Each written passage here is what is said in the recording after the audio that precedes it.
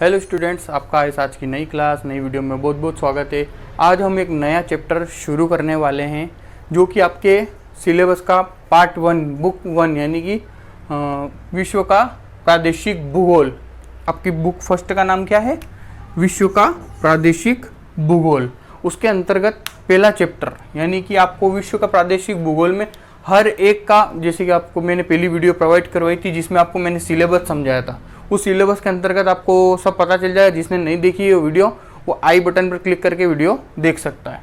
ठीक है, तो उसमें अब आपको एक जापान का पढ़ना है, मिस्र का पढ़ना है, इजिप्ट का पढ़ना है, अफ्रीका का पढ़ना है। इसी तरह 5 यूनिट है, 5 देश है, उनकी टोटल चीज़ें आपको डिस्क्रिप्टिव रूप में पढ़नी है। तो आज हम पहला जो है हमारा चैप्टर जिसका नाम है जापान, पहला देश कौन सा लेंगे हम अपन? जापान। अब इसके बाद इसी से संबंधित वीडियो आपके चैनल पे आती रहेगी। आप इसको अच्छे से अध्ययन करें, अच्छे से नोट्स बनाएं। इसकी बुक या कॉपी अलग बना लेना तो आपको दोनों में कन्फ्यूज़न नहीं हो। पेपर फर्स्ट की अलग बना लेना, पेपर सेकंड की अलग बना लेना। तो आज हम स्टार्ट करते हैं जापान। जापान की पहले अपन देखते हैं अवस्थिति विस्तार और कुछ उसके मुख्य तथ्य, फिर उसके अंदर डीपली जाएंगे। अगर पहले से डीपली बताएंगे तो आपको समझ नहीं आएगा। पहले आपको ये देखना जरूरी है कि विश्व के मैप पर या मानचित्र पर जापान कहाँ पर स्थित है। कुछ बच्चे अच्छे से जानते होंगे, कुछ को नहीं पता है, तो आज उनको मैं बता देता हूँ। ठीक है, तो जापान कहाँ पर स्थित है ये जापान यहाँ लिख देता हूँ। ठीक है, आपको याद रहेगा क्या पढ़ रहे हैं अपन। अब आप इसमें देखिए एशिया, चीन, यूरोप, अफ्रीका, ये इसी साइड का मैप बनाया मैंने क्योंकि हमको जरूरत इसी एरिया की है। ठीक है, और ये ऑस्ट्रेलिया हो गया। अब आप देखिए इसमें जापान कहाँ पर स्थित है? एशिया के पूर्व में। कहाँ पर स्थित है? एशिया के पूर्व में। जापान किसका पार्ट है? एशिया का, ये याद रखिएगा। जापान किसके अंतर्गत आता है? एशिया महाद्वीप के अंतर्गत आता है। किसके अंतर्गत आता है? एशिया महाद्वीप के अंतर्गत आता है, जो कि एक चापाकार आकृति में फैला हुआ। देखो आपको दिख रही है आकृति, ये जो है द्वीप। देखो पहली बात तो ये कि ये स्थल भाग में नहीं है। कहाँ पर? ये जलीय भाग। ये पूरा जो दिख रहा है आपको व्हाइट पूरा ब्लैंक एरिया, ये सभी क्या है? जलीय भाग है। अब ये जब जलीय भाग है तो ये क्या हुआ? एक अगर मैं जैसे एक जल में यहाँ पर एक स्थल बना दूं तो आप इसको क्या बोलोगे? क्या बोलोगे आप इसको? द्वीप। तो हमारा जापान भी क्या है? एक द्वीप समूह है, जो कि लगभग कितने 3900 द्वीपों से मिलकर बना है। कितने द्वीप समूह है? या हम जापान को ये भी बोल सकते हैं ये 3900 द्वीपों का एक समूह है, या एक द्वीप समूह को ही हमने क्या नाम दे दिया है? जापान। ये एक स्थल भाग नहीं, सीधा भाग नहीं, जैसा हमारा भारत है पूरा एक मिला हुआ भाग है। ये मिला हुआ नहीं है जापान, उसके कुछ कुछ मुख्य भाग है जो बड़े बड़े हैं वो मिले हुए हैं, बाकी वो सभी द्वीपीय अवस्था में मौजूद है। लगभग कितने हैं द्वीप? 3900 द्वीपों का समूह क्या कहलाया है? जापान कहलाया। और 21 प्रकार फैला हुआ चापाकार आकृति में।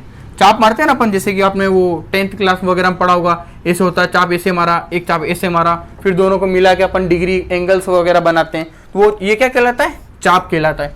तो आपको देखो ये इस प्रकार चाप की आकृति में फैला हुआ है। आधे चांद की आकृति भी बोल सकते हैं हम इसको। ठीक है, अब पहली बात तो मैंने बता दी कि ये द्वीप है। क्यों द्वीप है? क्योंकि ये स्थल भाग से दूर है। अब स्थल भाग से यानी कि एशिया से कितना दूर है ये भी तो पता होना चाहिए कि यहाँ से यहाँ तक की दूरी लगभग कितनी है? तो 185 किलोमीटर। कितनी है? 185 किलोमीटर। या हम इसे एक लाइन में बोल सकते हैं कि यह एशिया महाद्वीप की मुख्य भूमि से 185 किलोमीटर या 185 किलोमीटर दूर स्थित है। अब एशिया महाद्वीप के पूर्व में है, चापाकार आकृति में, 185 किलोमीटर दूर है, 3900 द्वीप है। ये समझ आ गया आपको। अब ये वाला कौन सा महासागर है? कौन सा महासागर है? कोई बता सकता है? अच्छे से पता होगा। एशिया के जो पूर्व में है, या ऑस्ट्रेलिया के जो पूर्व में, या हमारे जो पूरा सबसे बड़ा महाद्वीप महासागर कौन सा है? प्रशांत महासागर। अब ये भी आप बोल सकते हैं ये किस में स्थित है? प्रशांत महासागर में स्थित है। कहाँ पर स्थित है? जापान द्वीप समूह किस वाटर बॉडी में स्थित है? प्रशांत महासागर में स्थित है। अब देखिए एक बात एक और नोट करना, यहाँ से जो इधर का जो जलीय भाग है वो प्रशांत महासागर कहलाता है, और इन दोनों के बीच का जो भाग है वो क्या कहलाता है? जापान सागर। क्या कहलाता है? जापान सागर। इधर पूर्व में जाओगे तो ये प्रशांत महासागर कहलाएगा। पानी तो प्रशांत महासागर का ही है, ठीक है। अगर जैसे मैं अगर बोलूं यहाँ पर भी पानी है तो हिंद महासागर, पानी तो एक ही है पर नाम अलग अलग भूमि की वजह से या देश की वजह से अलग अलग रख दिए जाते हैं। आप अच्छे से जानते हैं यहाँ एम आकृति में कौन सा है, हिंद महासागर। यहाँ पर कौन सा है वो भी आपको पता है। इसी तरह जो प्रशांत महासागर है, हमारा सबसे बड़ा प्रशांत महासागर है, वो प्रशांत महासागर है। पानी तो प्रशांत महासागर का ही है, उसके द्वीप समूह के चारों ओर, लेकिन जो पूर्व में है उसको हमने प्रशांत महासागर बोल रखा है। और उसके अंदर जो ये वाला एरिया है वहां पर जो पानी स्थित है या जो वाटर बॉडी है उसको जापान सागर नाम दिया गया है। तो ये कुछ कुछ मुख्य तथ्य थे, ये आपको मैंने बता दिए। अगर देखो वो छोटा सा आपको समझ नहीं आता हो तो एक मैंने ये नया नीचे छोटा से बड़ा भी बनाया है। जो ये खंड दिख रहा है ना आपको, ये वाला ये चौकोर आकृति के अंदर जो है वो जापान है, यानी एशिया के पूर्व में है। कितना दूर है वो सब आपको मैंने बता दिया, वापस बताने की जरूरत नहीं है। किस आकृति में, चापाकार आकृति में। कितने द्वीप समूह है, 3900। तो ये आकृति कुछ इस प्रकार की, इसकी ओरिजिनल में आप जब देखोगे तो चापाकार आकृति में फैला हुआ है। अब हम देखते हैं इसकी अवस्थिति एवं विस्तार कि कितने डिग्री पर ये है, कितने अक्षांश पर है, कितने देशांतर पर है, ठीक है। कितने अक्षांश पर है, कितने देशांतर पर है। अगर मैं वापिस एक चापाकार आकृति बनाऊं कुछ इस प्रकार, ठीक है। मान लीजिए कि ये जापान है, जैसे कि आपने राजस्थान पढ़ा होगा तो राजस्थान का मैप किस प्रकार बनाया जाता है, इस प्रकार पतंगाकार, ठीक है। तो अभी राजस्थान की बात नहीं हो रही है, अब राजस्थान के संदर्भ में कुछ कुछ अपन जापान को समझने की कोशिश करेंगे। अगर मैं राजस्थान की बात करूं तो यहाँ से 23-3 से 30-12 ये क्या है, उत्तरी अक्षांश। राजस्थान का अक्षांश विस्तार क्या है, 23-3 से 30-12। 30-12 क्या है, मिनट है, ठीक है। तो 23-3 से 30-12 देखो खत्म कहाँ हो रहा है राजस्थान, 30-12 पे। अब 30 को सीधे इधर ले जाओ, ये 30 डिग्री उत्तरी अक्षांश, ये हो गया पहला। 30 डिग्री उत्तरी अक्षांश से लेके 45, इधर लिख देते हैं, 45 डिग्री उत्तरी अक्षांश। 30 डिग्री उत्तरी अक्षांश से लेकर ये क्या है, जापान, ठीक है ना। 30 डिग्री उत्तरी अक्षांश से लेकर 45 डिग्री उत्तरी अक्षांश तक अक्षांशीय विस्तार हुआ। अब देशांतरी विस्तार देखते हैं। देखो ये एक बार मैं ग्लोब पे भी आपको समझाता चलूँ, कहीं आप कंफ्यूज हो रहे होंगे, ये यहाँ पर क्यों लिखा, वो वहाँ पर क्यों लिखा। ये हमारी पृथ्वी या हमारा ग्लोब, इस ग्लोब के 4 भाग, ठीक है। ऊपर वाला कहलाता है उत्तरी गोलार्ध, नीचे वाला कहलाता है दक्षिणी गोलार्ध, ये कहलाता है पूर्वी और ये कहलाता है पश्चिमी। तो हमारा जो एशिया महाद्वीप है वो कहाँ पर आता है, उत्तर पूर्वी गोलार्ध में। या किस दिशा में आता है, पूर्व में आता है, या किस उसमें आता है, उत्तरी अक्षांश के अंतर्गत, उत्तरी ध्रुव के अंतर्गत आता है, उत्तरी गोलार्ध के अंतर्गत आता है। तो यहाँ पर उत्तरी लिखा जाएगा और देशांतर में क्या लिखा जाएगा, पूर्वी। तो जो नीचे से 0 डिग्री से चालू हुई तो 1 2 3 करते हुए हम कहाँ तक पहुँच गए, 30 डिग्री तक, ठीक है। तो 30 डिग्री उत्तरी अक्षांश से फिर इसके ऊपर और चले, कहाँ तक चलेंगे, 45 डिग्री उत्तरी अक्षांश। तो ये तो हो गया अक्षांशीय विस्तार। अब इसका देखिए देशांतरी विस्तार। अब देशांतर कहाँ से चलेगी, जैसे ये मान लिया 0, फिर ये 1, फिर ये 2, इस तरह आगे बढ़ेगी। तो ये पहले तो यहीं से आएगी, ठीक है। तो पहले अगर हम यहाँ से देखें तो यहाँ पर पहला बिंदु क्या होता है, 129 डिग्री पूर्वी देशांतर। 129 डिग्री 129 डिग्री पूर्वी देशांतर से 146 डिग्री पूर्वी देशांतर के मध्य कौन स्थित है, जापान। 23 डिग्री 30 मिनट से 23-3 से 30-12 तो कौन सा था, राजस्थान। अब राजस्थान खत्म कहाँ हुआ, 30 डिग्री पे। ये कुछ आपको याद रहे इसलिए बता रहा हूँ, राजस्थान का याद रखना जरूरी नहीं है। राजस्थान आपके आएगा 3rd ईयर में, ठीक है। राजस्थान का भूगोल और भारत का भूगोल वो 3rd ईयर में आएगा आपके। तो कहाँ पर खत्म हुआ राजस्थान, 30 पे। तो 30 कहाँ ले गए हम, जापान में। लगभग हम कह सकते हैं कि जहां पर हमारा राजस्थान का अक्षांशीय विस्तार खत्म होता है, कहाँ खत्म होता है, गंगानगर, ठीक है।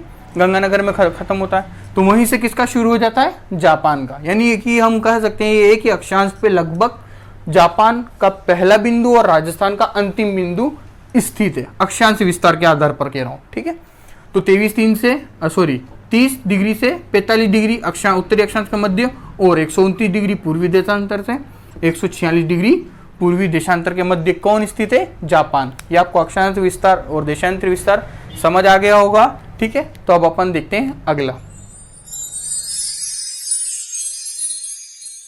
अब हम देखते हैं कि जापान की अवस्थिति में विस्तार तो देखा आपने, अभी उसके बाद देखते हैं उसके कुछ मुख्य तथ्य। ये आप अच्छे से जानते हैं कि एशिया महाद्वीप में आता है जापान। जापान किसके अंतर्गत आता है? एशिया महाद्वीप के अंतर्गत आता है।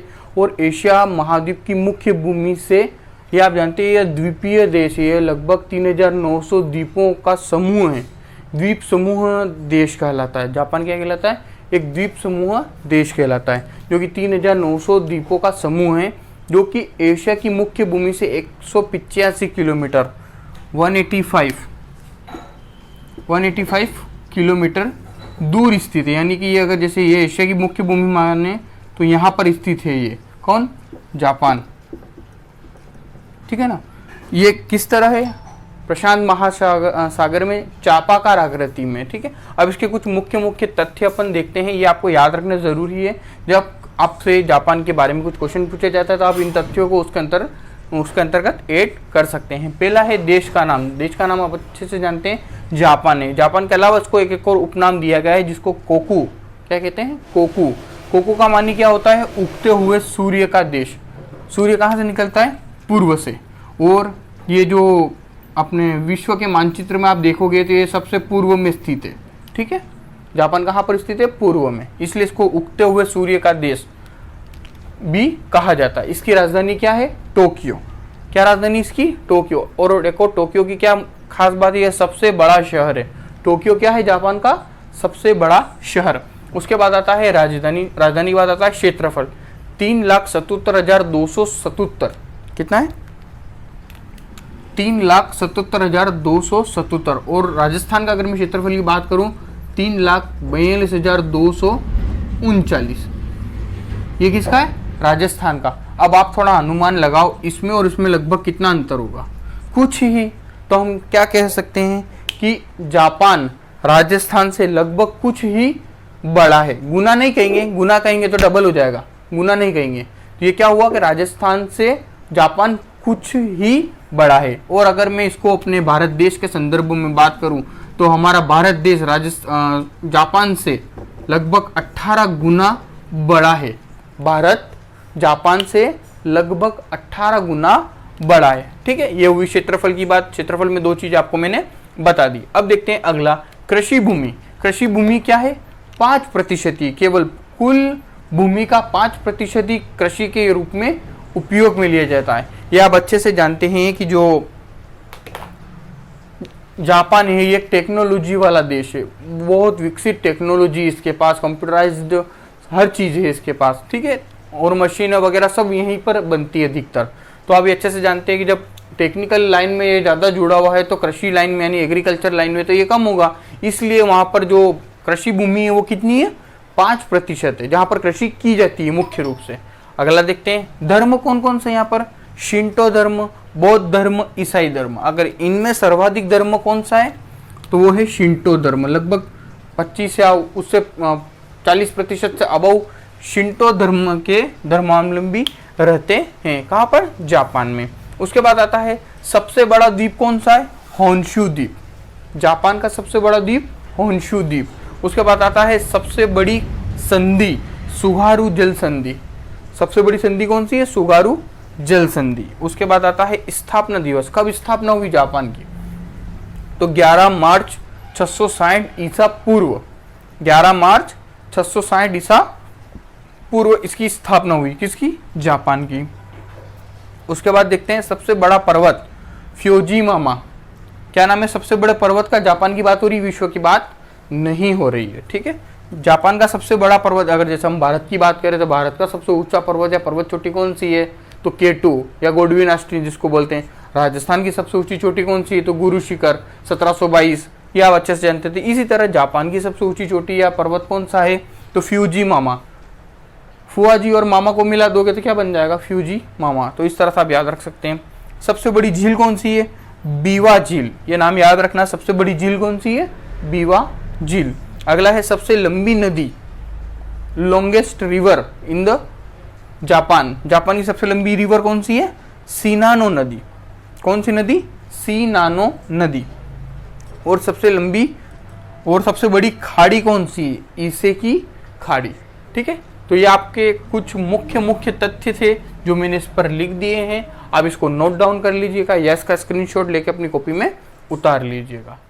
अब देखते हैं स्टूडेंट्स, जापान देश से संबंधित प्रमुख तथ्य। इससे पहले कुछ मुख्य तथ्य देख चुके हैं, इसके अलावा जो मुख्य और बातें रहेगी वो आपको मैं PDF के रूप में अवेलेबल करवा दूंगा। ठीक है, अब देखते हैं जापान देश से संबंधित प्रमुख तथ्य क्या क्या और खास बात है।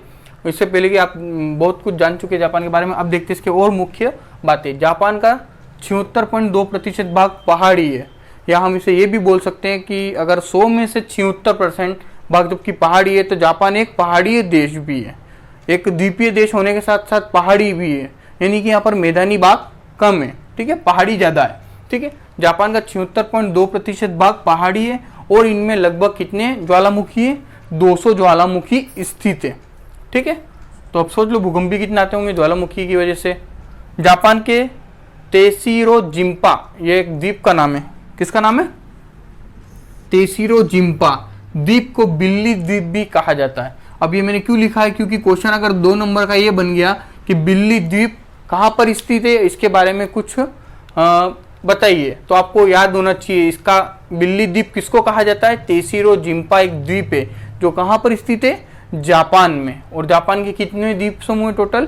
3900। ठीक है, तो आप 4-5 लाइन में इसका लिख के 2 नंबर हासिल कर सकते हैं। तो याद रखिएगा बिल्ली द्वीप किसको कहा जाता है? तेसिरो जिम्मा द्वीप को। ठीक है, अगला देखते हैं। जापान देश राजस्थान से कुछ बड़ा, इससे पहले हम जिक्र कर चुके हैं, फिर मैंने लिख दिया आपको याद दिलाने के लिए। तो राजस्थान से कुछ बड़ा है, कैसे बड़ा है वो आपको मैंने बता दिया था। 3,42,239 ये किसका है? राजस्थान का क्षेत्रफल है। और जापान का कितना था? 3,77,277। ठीक है, तो ये आप देखो राजस्थान से कुछ ही बड़ा है। और भारत हमारा जो देश है वो जापान से कितना बड़ा है? 18 गुना बड़ा है। ठीक है, भारत का क्षेत्रफल जापान से लगभग 18 गुना बड़ा है। तो ये आप ये लाइन जरूर लिखिएगा। जापानी लोग समय के बहुत पाबंद होते थे। क्यों होते हैं? होते थे नहीं, होते हैं, सॉरी। वो उनके जो ट्रेन है ना वो लगभग ज़्यादा से ज़्यादा, क्या कह रहा है ये, ज़्यादा से ज़्यादा कितनी लेट होती है? ओनली 18 सेकेंड, मिनट नहीं है, 18 सेकेंड। ठीक है, तो आप सोच लो कितने समय के पाबंद होंगे। यह इकलौता देश है जिस पर परमाणु बमों से हमला किया था। किसने किया था? द्वितीय विश्व युद्ध, याद है आपको? ठीक है, द्वितीय विश्व युद्ध कब हुआ था? 1945 को। किसने हमला किया था? USA, संयुक्त राज्य अमेरिका। अमेरिका ने हमला किया था जापान के 2 शहर हिरोशिमा और नागासाकी पर। कब किया था? क्रमशः 6 और 9 अगस्त, यानी 6 को गिराया हिरोशिमा पे, 9 को गिराया नागासाकी पे बम। कब? 1945। ये डेट आप याद रखिएगा। और अगर पेपर में इससे संबंधित कुछ आता है तो ये आपको लिखना जरूरी होता है, क्योंकि इसकी के बाद इसकी अर्थव्यवस्था बिगड़ गई थी। फिर इसी के बाद इसने, जब इसकी अर्थव्यवस्था बिगड़ गई, खाने पीने का भी सामान इसके पास नहीं था। किसके पास? जापान की बात कर रहा हूँ जो आज विश्व भर में प्रसिद्ध है। जब इसकी अर्थव्यवस्था बिगड़ गई, किसके बाद? ये इस बम कांड के बाद हिरोशिमा नागासाकी के पर किसने गिराया था? USA ने। फिर इसकी अर्थव्यवस्था बिगड़ गई। फिर इसने क्या किया कि सभी के लिए इसके व्यापार के द्वार खोल दिए कि आप सभी आइए जापान और अपना व्यापार कीजिए। तो फिर धीरे धीरे इसका व्यापार बढ़ने लग गया, हर कोई वहां पर जाता। वहां पर मशीनें बहुत थी, तो ये क्या करते कि कच्चा माल ले लेते जापानी लोग और अपनी मशीनें वगैरह जो कुछ होता था उनके पास वो निर्यात कर देते। कच्चा माल का आयात करते, मशीनों का निर्यात करते। तो उस कच्चे माल से फिर उन्होंने अनेक प्रोडक्ट बनाते गए। और आज विश्व भर में टेक्नोलॉजी, मशीनरी के नाम पे सबसे ज्यादा कौन प्रसिद्ध है? तो जापान ही प्रसिद्ध है। फिर देखते हैं अपन वापिस पॉइंट पे आते हैं कि विश्व में इकलौता ही ऐसा देश है जिस पर परमाणु बमों से हमला हुआ है। कहां पर हुआ था? Hiroshima Nagasaki. कब हुआ था? 6 और 9 अगस्त 1945 को। इन बमों का फिर बाद में नामकरण किया, पहले बमों का नाम नहीं रखा था। ठीक है, जो बम गिरे ना फिर उसका बाद में नामकरण कर दिया गया सरकार द्वारा। क्या नाम रखा गया? लिटिल बॉय और फटमैन, ये दोनों बमों का नाम रख दिया। बम का नाम है, शहरों का नाम नहीं है। ठीक है ना, जो बम गिराए थे ना 2 क्रमशः 6 और 9 अगस्त को, उन दोनों के बमों का नाम रख दिया गया फटमैन और लिटिल बॉय। ठीक है, जापान में सुमो पहलवान विश्व भर में प्रसिद्ध है। सुमो खेल होता है आप जानते हैं, बड़े बड़े जो हट्टे कट्टे होते हैं, जो सुमो लड़ते हैं, सुमो रेसलिंग जिसको बोलते हैं, वो भी विश्व भर में जापान का प्रसिद्ध है। ये कुछ मुख्य मुख्य संबंधित तथ्य थे, किससे? जापान से संबंधित। तो आपके भौगोलिक स्थिति, अवस्थिति, विस्तार, उसकी मुख्य तथ्य, ये आपका चैप्टर यहाँ पर समाप्त होता है।